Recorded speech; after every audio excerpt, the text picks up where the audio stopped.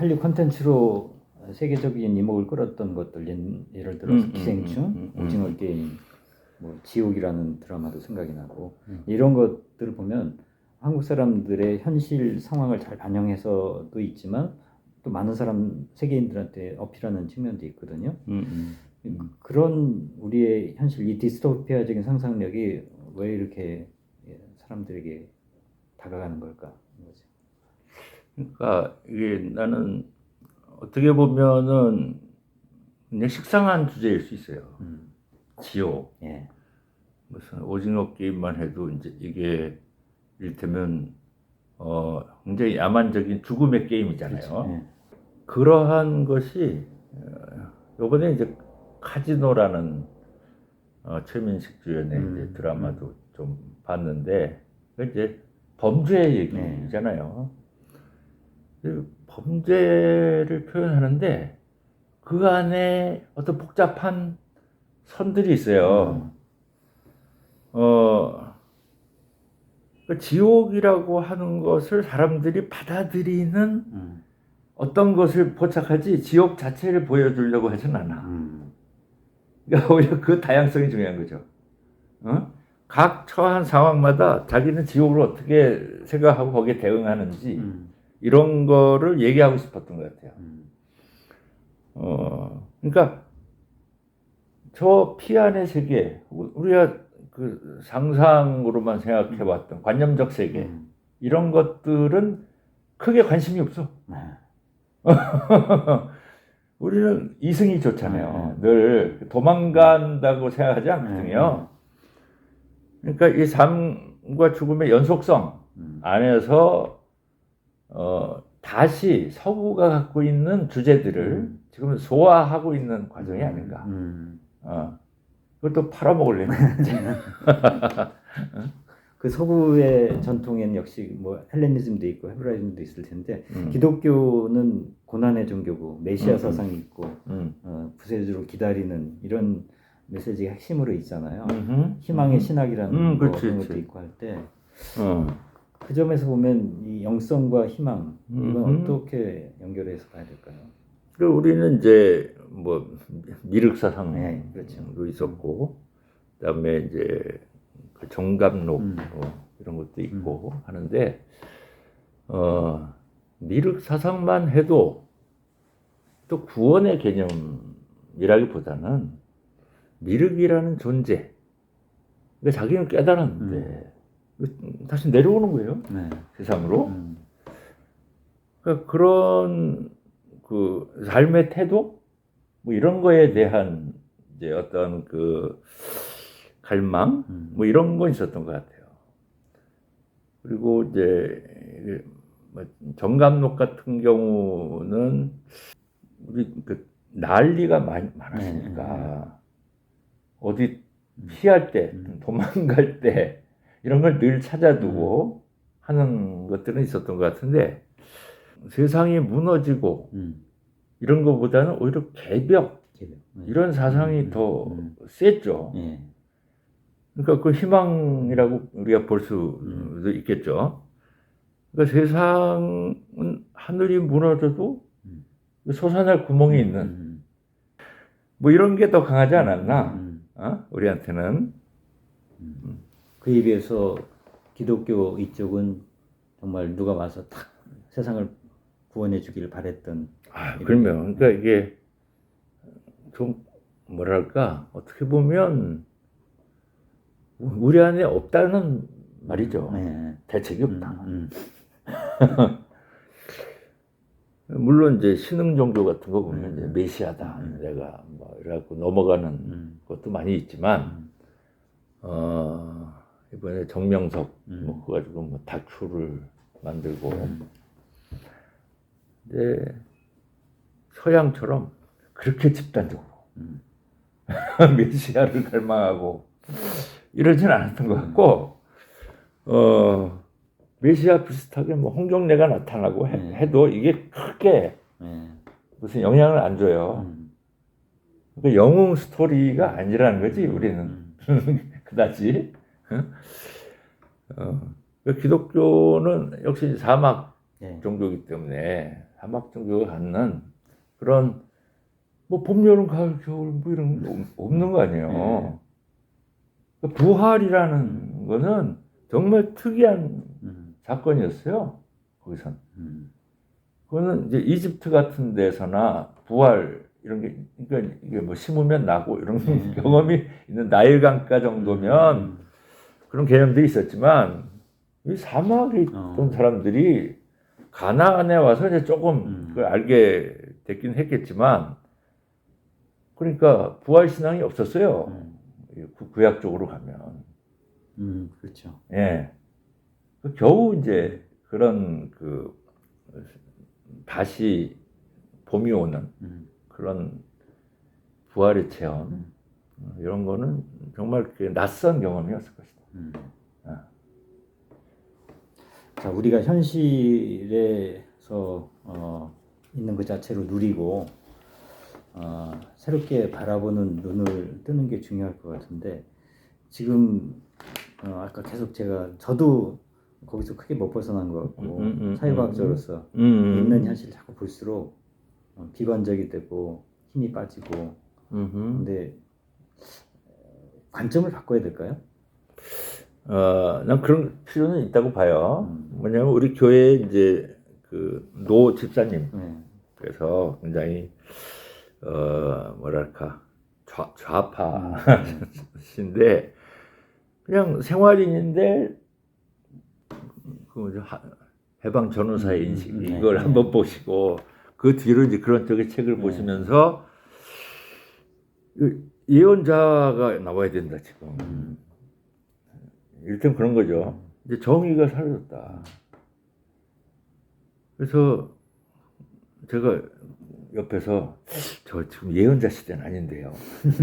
그런 굉장히 힘들어 하시거든. 그러니까 어떤 한 사람이 나타나서 사람들 일깨우고 막 그런 시대는 이분법적인 시대다.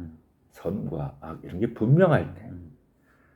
지금은 뭐가 선이고 뭐가 악인지 이걸 누가 어떻게 해줄 수가 없고, 법원에 가봐야 소용이 없잖아요. 그러니까 법이라는 거에서 기대할 수 없고, 그렇다면 교과서도 아니잖아요. 이제는. 얼마나 많은 레퍼런스들이 있습니까?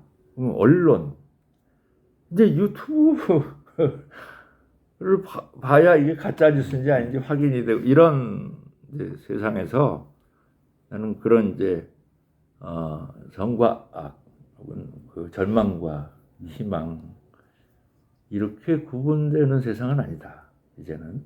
그러니까 이제 나는 그분한테 또 얘기한 게, 지금 새로운 정권이 들어서서 마치 악마와 같은 모습을 하고 있다 하더라도 그것은 작은 물줄기라고 생각할 수도 있을 것이다.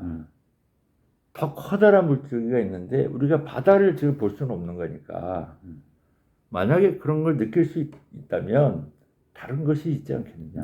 거기에 예를 들어서 이제 어쨌든 우리나라 지금 뭐 K 소프트라고 그러나요? K 소프트 파워 뭐 이런 게 이제 전 세계적으로 어떤 그들의 갈망을 채워주고 있는데, 이 사건은 뭐냐? 내부적으로는 그것도 이제 정치적 행위 가운데 하나로서 지도자를 잘못 뽑았다. 이건 난 굉장히 작은 거라고 생각해요. 근데 그것이 갖는 엄청난 힘들을 봐왔거든요, 여태까지. 본부 독재부터 시작해서. 그러니까 난 그 기억에 트라우마가 있다고 봐요. 그리고 지금 지도자도 자기가 엄청난 영향력이 있다고 착각을 하는 것 같아요. 이것도 그 기억이에요. 한 30년 전 이런 기억이거든요. 아까 얘기한 것처럼 우리 사회는 훨씬 복잡해요. 에너지 원 자체가 복잡해요. 그걸 다 컨트롤할 수 없는 거죠. 나는 큰 물줄기 속에 이것은 굉장히 부분적인 것이 과정이고, 큰 물줄기가 만약 우리한테 이제 긍정적인 힘을 발휘한다면 이거는 학습 과정이라고 볼 수도 있다는 거죠.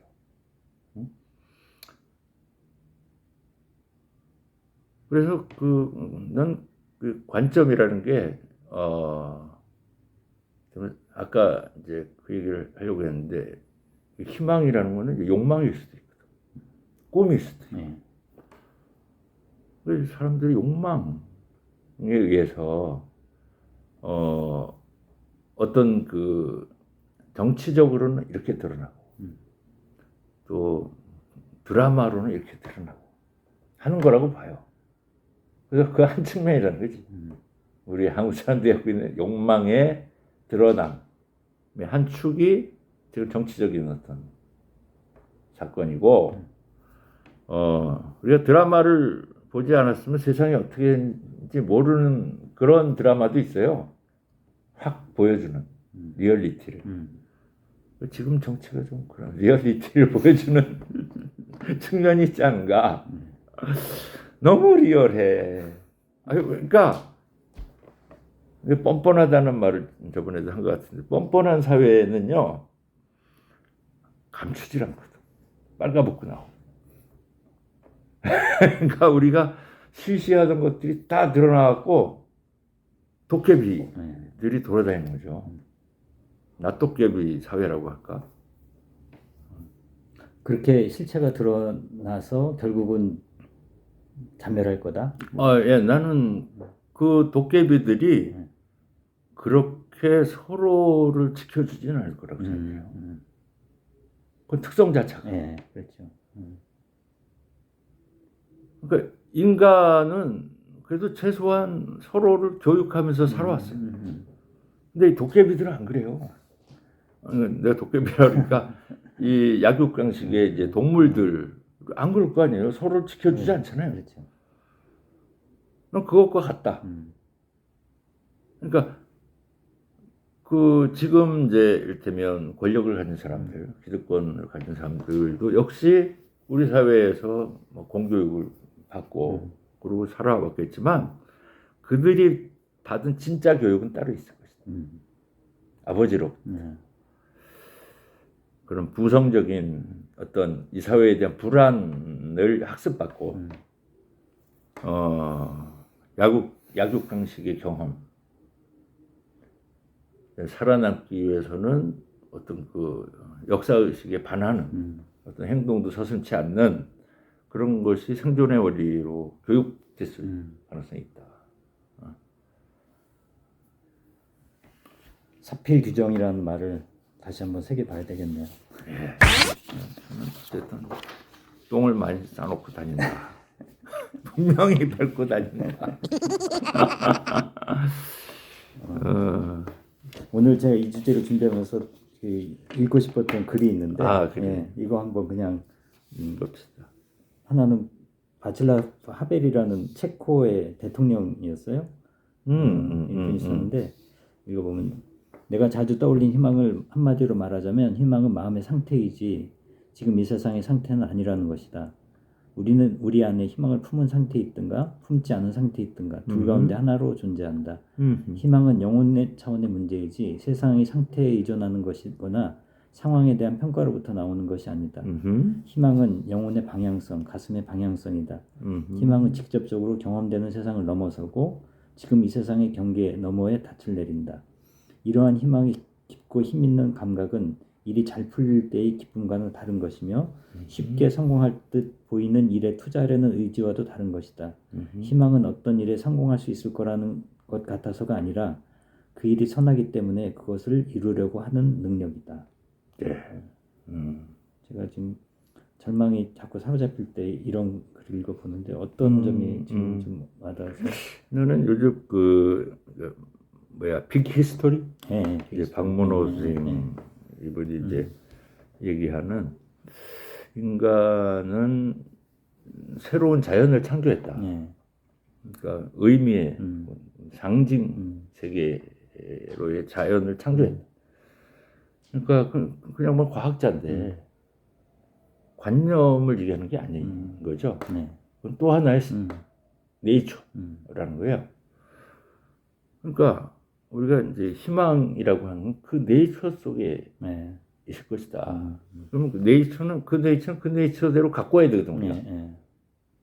거기서 그거를 훨씬 더 그 치밀하게 만들어가고 더 진화시켜 나가는데 우리가 참여하는 건데 이제 실제의 네이처라고 하는 데서 우리가 절망을 느낀다 하더라도 양반은 심지어는 우리가 기후 위기나 이런 걸 통해서 지구가 멸망할 수도 있다는 가정을 하시더라고.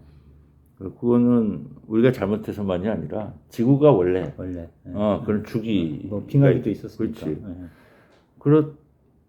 그렇다면 우리는 다른 이제 천체의 다른 뭐 그 별로 가야 될 수도 있다. 그래서 그걸 준비하는 사람들이 실제로 있고 그걸 굉장히 그 리얼한 상황으로 설명을 하더라고요. 뭐 그렇게도 우리가 상상이 아니라 염두에 둘 필요가 있는 거죠. 그래서 지금 세계를 바라보면서 그 세계도 또 하나의 자연이니까 이걸 자꾸 관념적으로 이게 선해야 된다라고 우리가 말할 수는 없죠. 갑자기 그 수상 민족이 갑자기 폭풍이 닥쳐서 어떻게 사라질 수도 있어요? 한 번에. 근데 수백 년 동안 안 왔다 폭풍이.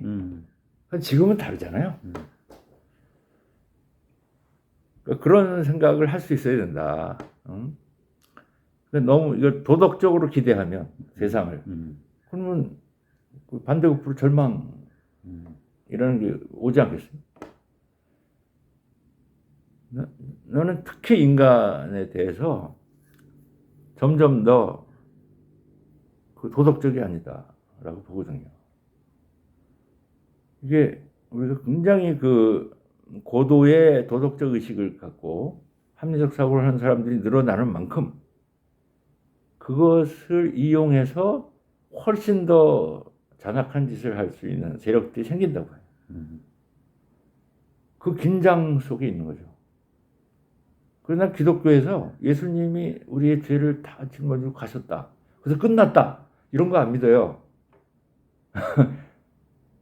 예수와 같은 존재, 그러니까 그런 삶을 살아도 십자가에 못 박히고 다시 부활의 어떤 사건이 생기고 이거는 반복될 수 있다는 거죠.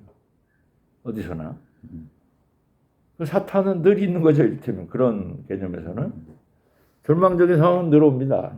이게 늘 악 속에 있는 거죠. 사실 우리가. 그 악 속에서 사는 이 삶 자체에 대한 긍정. 여기서 축제도 있고 다 있는 거죠. 이 안에. 사랑도 있고. 그렇지 않고 모든 게 도덕적으로 보장된 사회라고 하는 거는 그거는 그냥 유토피아일 수밖에 없죠. 물론 우리가 역사를 알 수는 없지만 완벽한 사회로 간다 우리가?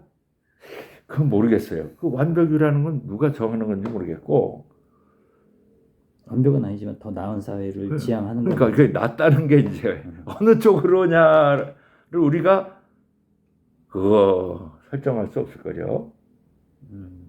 그냥 내가 그렇게 가는 걸 좋아해. 그래서 가요. 근데 나하고 공감하는 사람들이 있어. 옛날에는 공감하는 사람이 있는지 없는지도 몰라요. 미디어가 없기 때문에 그냥 또 우리 동네 사람들 모르는. 이제는 아는 것 같아. 민주주의를 지지하는 사람이 이렇게 많구나. 뭐 하지만 그 또한 우리가 인지하는 데서 완벽한 인지를 할 수 없어요. 촛불 막 해갖고 그냥 막 난리를 치던 사람들이 어디 갔나? 이런 느낌을 갖잖아요. 그건 사건이었어요. 그건 존재가 아니라고.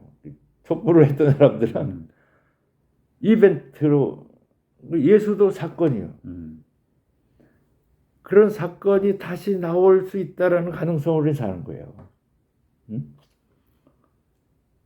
또 다른 이게 촛불이 아니라 모을 수도 있겠죠. 이 세 개를 한번 이렇게 들었다 놓는. 근데 그 사건을 이렇게 추동하는 힘은 도덕적인 열망도 있는 거 아니에요? 그 안에 하나죠. 하나. 도덕적 열망으로만 있었으면 촛불은 난 아니었을 거라고 생각해요. 3.1 운동을 보면 거기 만세를 부르는 아줌마가 사진이 이렇게 늘 첫 번으로 나오더라고. 그 이명박은 내가 볼 때는 무슨 특별한 그걸 주도한 사람도 아니고 그냥 평범한 주부나 아줌마인 것 같아. 그런데 그 표정은요, 너무 기분이 좋아. 예? 그냥 한번 손을 들었는데 너무 좋은 거예요. 그런 거죠. 이건 도덕하고는 좀 다른, 한이 풀리고 막 이런 거죠. 내가 자유롭지 못하던 게 자유로워지고, 우리 민족의 동질감 이런 걸 다시 느낄 수 있는 게 좋은 거고, 이거 좀 저는 도덕을 넘어서는 거라고 봐요. 우리가 영성이라고 하는 것도 그것에 가깝다고 보는데, 영성적인 어떤 그 높이는 높아질 수 있을 거예요. 인간의. 예. 교육도 있고 여러 가지 예술적 활동도 하고 그 역사의 축적에 의해서 훨씬 더 통합적 사고를 하거나 훨씬 더 이렇게 복잡한 거를 자기가 정리해내고 그것으로 이제 언어로 만들어서 살아가는 그 영성적 높이는 더 커질 수 있다. 이게 반드시 도덕적인 아니잖아. 근데 그게 뭐일 건지는 글쎄 아마 그거는 이 예술 쪽에서 좀 담당을 해야 되는 거 아닌가. 학문이 접근하기에는 물론 이제 학문도 다 그렇게 가죠. 이게 장르 없이 그죠? 가고 양자역학이니 뭐 이런 것들이 그렇게 가니까 좀 기대해 볼 만 하겠죠. 학문에서도.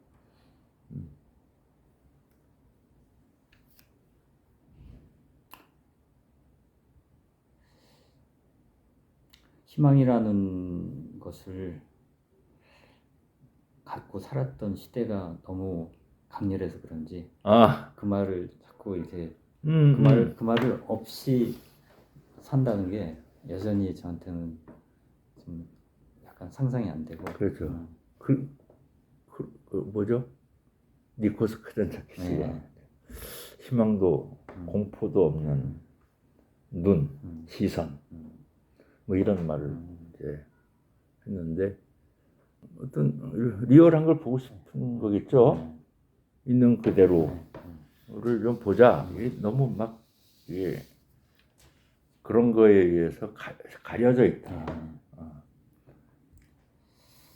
예, 봄이 왔는데 피어나는 꽃과 그래도 막 아지랑이 이런 거를 통해서 세상이 이렇게 보이잖아요. 그런 건 좋은데. 그렇죠. 그냥 그 순간에 머물 수 있으면 희망이라는 좀 다른 뉘앙스로 다가올 것 같은 그런 생각이 듭니다.